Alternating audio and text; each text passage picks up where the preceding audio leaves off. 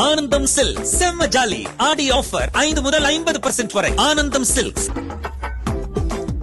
கேரள மாநிலத்தில் சாலையில் சென்ற சுற்றுலா பயணிகளின் காரை மறித்த காட்டு யானை தும்பிக்கையால் தள்ளியதால் பயணிகள் அதிர்ச்சியடைந்தனர். பத்தனம்திட்டா மாவட்டம் கவி என்ற இடத்தில் சென்று கொண்டிருந்த சொகுசு காரை காட்டு யானை வழிமறித்தது.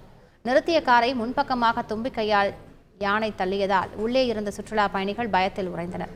அதில் ஒரு பெண் பயப்படாதீங்க என்று காரின் உள்ளே இருப்பவர்களை தைரியம் கொடுத்தார். இந்த காட்சிகள் தற்போது சமூக வலைதளங்களில் வேகமாக பரவி வருகிறது.